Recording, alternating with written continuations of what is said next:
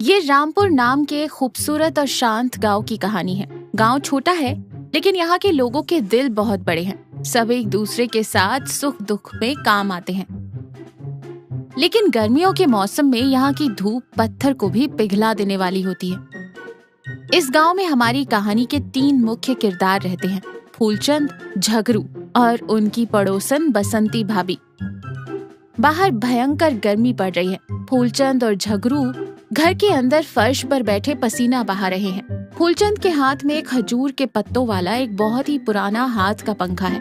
फूलचंद पसीना पोंछते हुए और पंखा झलते हुए कहता है, अरे झगरू, इस बार की गर्मी देख रहा है? ऐसा लग रहा है जैसे सूरज अपना घर बार छोड़कर सीधा मेरी छत पर ही आकर बैठ गया है। भाई, जान निकली जा रही है। झगरू अपनी शर्ट से मुंह का पसीना पोंछते हुए कहता है, सच कह रहा है फूलचंद, मेरे शरीर से खून से ज्यादा तो पसीना बाहर निकल रहा है।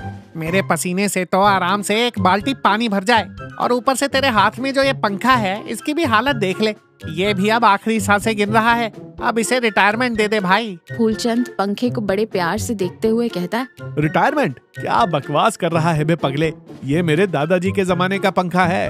ये अभी आराम से 2 साल और बिना रुके चलेगा। बस धागे से थोड़ा बांधना पड़ेगा, फिर देख कैसे एकदम नए जैसे हवा देगा। फालतू में पैसे बर्बाद करना मेरी डिक्शनरी में नहीं है।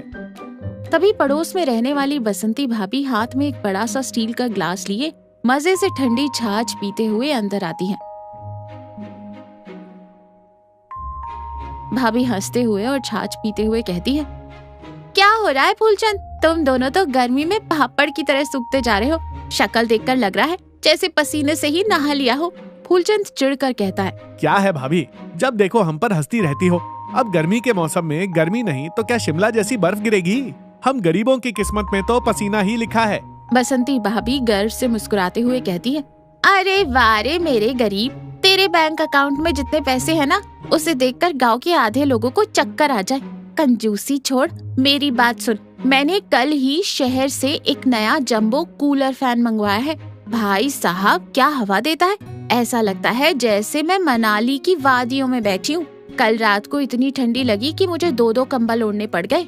झंगरू ललचाई आंखों से देखते हुए कहता है, सच में भाभी, क्या हम भी थोड़ी देर के लिए तुम्हारे उस पंखे की हवा खा सकते हैं? अरे झगरू, तू इसके साथ रह रहकर बिल्कुल इसी के जैसा कंजूस होता जा रहा है। मैं फ्री में हवा क्यों खाने दूं? अरे फूलचंद, थोड़ी सी कंजूसी किनारे रख और एक बढ़िया सा पंखा या छोटा कूलर ही खरीद ले, वरना इस भयंकर गर्मी में तेरी कंजूसी के साथ साथ तू भी पिघलकर बह जाएगा। बसंती भाभी हंसते हुए अपने घर वापस चली जाती है। फूलचंद गहरी सोच में डूब जाता है। फूलचंद और झगरू चाय की टपरी पर एक बेंच पर बैठे चाय पी रहे हैं। आसपास ज्यादा भीड़ नहीं है। झगरू चाय का खाली ग्लास किनारे रखते हुए कहता है, तो क्या सोचा फूलचंद, नया कूलर खरीदने का पक्का इरादा कर लिया क्या? लेकिन देख भाई, नया कूलर कम से कम 2-3 हजार का आएगा और तेरी जेब से तो 10 रुपए भी मुश्किल से निकलते हैं। तू कूलर के लिए इतने पैसे कहाँ से लाएगा? पैसे तो बहुत है मेरे पास झगरू, लेकिन नया कूलर खरीद कर मैं दुकानदारों को अपना खून पसीने का पैसा क्यों दूं? मेरे दिमाग में एक बहुत ही जबरदस्त आइडिया आया है। झगरू डरते हुए और हाथ जोड़ते हुए कहता है, हे भगवान, अब तू फिर से कौन सा नया खुराफाती आइडिया ले आया? पिछले साल भी तूने ऐसे ही पैसे बचाने के चक्कर में पुराना छाता खरीदा था। बारिश आई तो छाता उल्टा हो गया और हम दोनों भीगकर कुत्ते की तरह कांप रहे थे। भाई, हाथ जोड़ता हूँ, कोई उल्टी सीधी हरकत मत करना। फूलचंद झगरू के कंधे पर हाथ मारते हुए कहता है, अरे डरपोक, इस बार एकदम पक्का और फूल प्रूफ प्लान है। तुझे पता है, कल सुबह पास वाले गांव में चोर बाजार लगने वाला है। मैंने गांव वालों से सुना है कि वहां सारा सामान पानी के भाव मिलता है। झगरू आंखें फाड़कर हैरानी से कहता है, चोर बाजार? पागल हो गया है क्या? वहाँ तो सारा चोरी का माल मिलता है। कल अगर वहाँ पुलिस आ गई तो बिना बात के हम दोनों भी अंदर चक्की पीसेंगे। मुझे बहुत डर लग रहा है भाई। अरे मूर्ख, नाम ही उसका चोर बाजार है, लेकिन वहाँ लोग अपना पुराना और कबाड़ सामान भी सुधार कर बेचते हैं। मुझे पता चला है कि वहाँ इलेक्ट्रॉनिक का सामान बहुत ही सस्ता मिलता है। कल सुबह सुबह हम दोनों वहाँ चलेंगे और मोल भाव करके एक सस्ता सा कूलर उठा लाएंगे। बसंती भाभी का तो मैं मुंह ही बंद करवा दूंगा। झगरू थोड़ा शक के साथ कहता है, ठीक है, तेरी मर्जी, लेकिन भाई वहाँ जरा संभल कर रहना। चुपचाप सामान लेना और बिना किसी लफड़े के वापस आ जाना।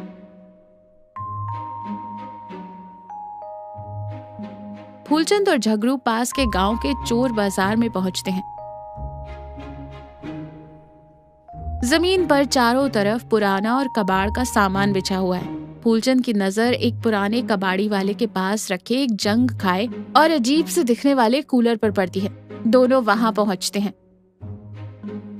फूलचंद कबाड़ी वाले से कूलर की तरफ इशारा करते हुए कहता है, हाँ भैया, इस लोहे के डिब्बे, मेरा मतलब है इस कूलर का क्या भाव रखा है?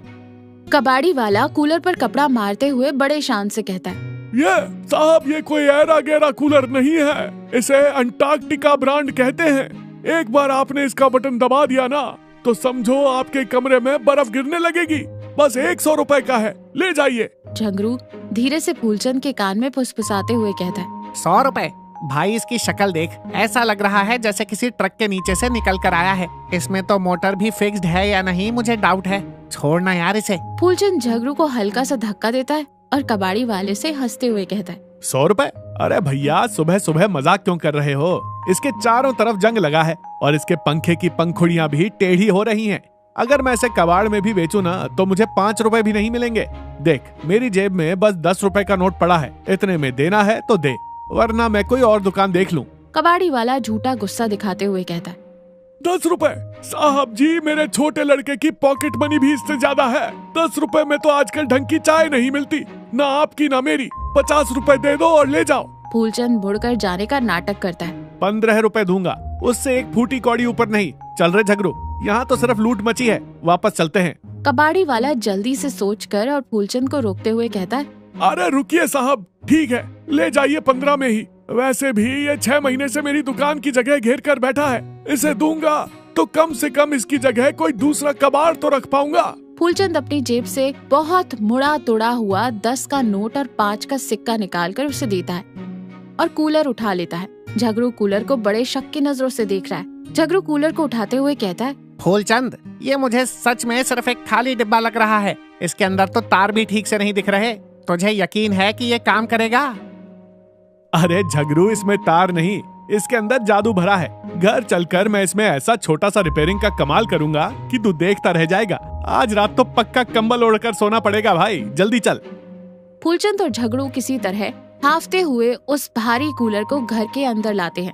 फूलचंद उसे कमरे के कोने में सेट करता है।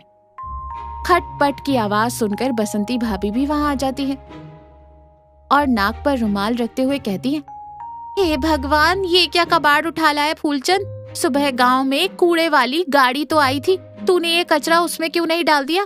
घर में क्यों सजा रखा है?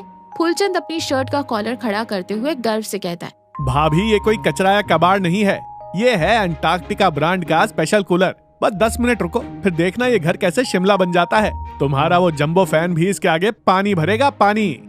फूलचंद बड़े उत्साह के साथ कूलर के निचले हिस्से में पानी भरता है, बिजली का प्लग लगाता है और एक गहरी सांस लेकर स्विच ऑन करता है। झगड़ू और बसंती भाभी एकदम ध्यान से कूलर को देख रहे हैं। पहले 5 सेकंड तक कुछ भी नहीं होता। झगड़ू डर के मारे पीछे हटते हुए कहता है, क्या हुआ फूलचंद? इसमें से तो कोई आवाज ही नहीं आ रही, कहीं ये फट तो नहीं जाएगा ना? अचानक उस कूलर के अंदर से घड़-घड़, टक-टक, घड़-घड़ जैसी भयंकर आवाजें आने लगती हैं। ऐसा लगता है जैसे कमरे में कोई पुराना ट्रैक्टर चालू हो गया हो। कूलर जोर जोर से हिलने लगता है, लेकिन हवा का एक झोंका भी बाहर नहीं आता। झगड़ू अपने दोनों कान मजबूती से बंद करते हुए कहता है, अरे फूलचंद, ये हवा तो नहीं दे रहा, पर शोर ऐसा कर रहा है जैसे घर गिर जाएगा। इसके अंदर क्या कोई मेंढक घुस गए हैं? बंद कर भाई इसे, मेरे कान के पर्दे फट जाएंगे। फूलचंद घबराते हुए पर बात संभालने की कोशिश करते हुए कहता है, अरे शांत रह झगड़ू, अभी तो ये बस स्टार्ट हुआ है। पुरानी मशीन है ना, पिकअप पकड़ने में थोड़ा टाइम लेती है। अभी देखना हवा का तूफान आएगा।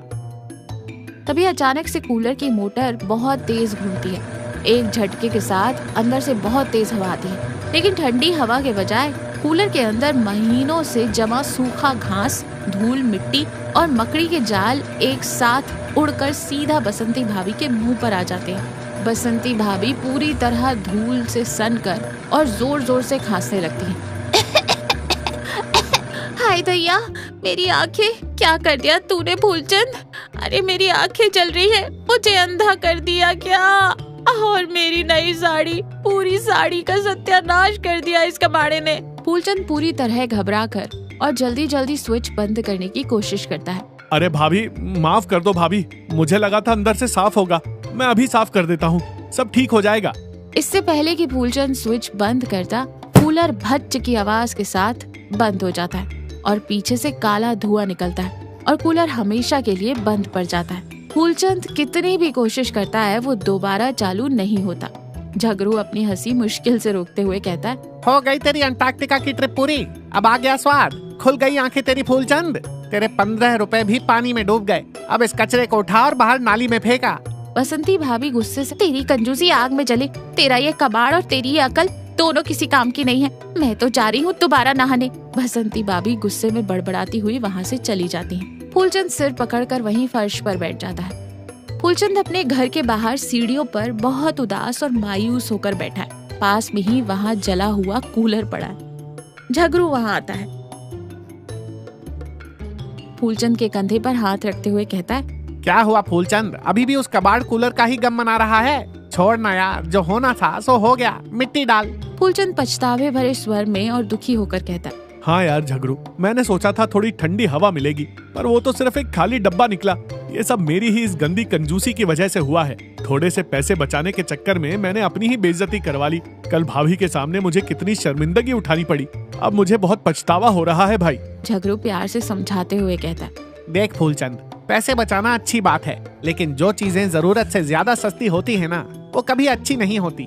कभी कभी हमें अपनी खुशी और सुकून के लिए अच्छी और सही चीजों पर थोड़े पैसे खर्च करने चाहिए। इसमें कोई बुराई नहीं है। पैसा किस दिन काम आएगा आखिर? तू सही कह रहा है भाई, पर अब मेरे पास इतने पैसे भी तो नहीं हैं कि मैं तुरंत जाकर कोई नया कूलर खरीद सकूं। लगता है इस बार की गर्मियां मुझे इसी तरह तड़प कर काटनी पड़ेंगी। तभी वहाँ बसंती भाभी आती है। आज उनके चेहरे पर कल वाला कोई गुस्सा नहीं, बल्कि उनके हाथों में एक साफ सुथरा और अच्छे से चलता हुआ पुराना टेबल फैन है। भाभी उस फैन को फूलचंद के सामने रखते हुए कहती है, ये ले फूलचंद, इसे रख ले। वो हैरानी से सिर उठाते हुए कहता है, ये क्या है भाभी? क्या अब तुम फिर से मेरा मजाक उड़ाने आई हो? पागल है क्या? ये मेरा पुराना टेबल फैन है। मैंने कल नया ले लिया था ना, तो ये घर में बेकार रखा था। रात को जब मैं ठंडी हवा में सो रही थी तो मुझे तेरी याद आई कि तू गर्मी में तड़प रहा होगा। मुझे नींद नहीं आई। अरे जब पड़ोसी ही परेशान हो तो इंसान चैन से कैसे सो सकता है? तू इसे रख ले, ये तेरे बहुत काम आएगा। फूलचंद आंखों में आंसू भरते हुए और भावुक होकर कहता है, लेकिन भाभी, कल मेरी वजह से आपकी नई साड़ी खराब हो गई थी। आपने मुझ पर इतना गुस्सा भी किया था, फिर भी आप मेरी मदद कर रही हैं। मुझे अपने आप पर बहुत शर्म आ रही है। अरे बुद्धू, वो तो कल का गुस्सा था जो उसी वक्त खत्म हो गया। गुस्सा 2 पल का होता है, लेकिन पड़ोसियों से रिश्ते जिंदगी भर के होते हैं। कल को मुझे कोई दिक्कत होती तो क्या तू मेरी मदद करने नहीं आता? और हाँ, एक और बात बतानी थी। सुबह सुबह कबाड़ी वाला आया था। मैंने तेरा वो अंटार्कटिका वाला कूलर उसे 20 रुपए में बेच दिया। ये ले तेरे 5 रुपए का प्रॉफिट। बसंती भाभी एक 5 रुपए का सिक्का फूलचंद के हाथ में रख देती है। फूलचंद हैरानी और खुशी से ठहाका लगाते हुए कहता है, अरे वाह भाभी, आप तो मुझसे भी बड़ी व्यापारी निकली। आप तो मेरी भी गुरु हो। तीनों मिलजुल कर जोर जोर से हंसने लगते हैं। फूलचंद हमेशा के लिए अपनी कंजूसी छोड़ने का फैसला करता है। बसंती भाभी का दिया हुआ फैन चालू होता है और फूलचंद और झगरू सुकून से उसकी ठंडी हवा का मजा लेते हैं।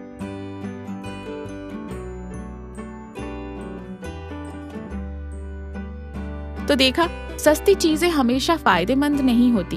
अपनी खुशी और जरूरत के लिए सही जगह पर पैसा खर्च करना ही समझदारी है। और सबसे बड़ी बात, पैसा चाहे कितना भी हो, लेकिन अच्छे पड़ोसी और दोस्त ही इंसान की असली दौलत होते हैं। वे हर मुसीबत में बिना किसी स्वार्थ के हमारे साथ खड़े रहते हैं।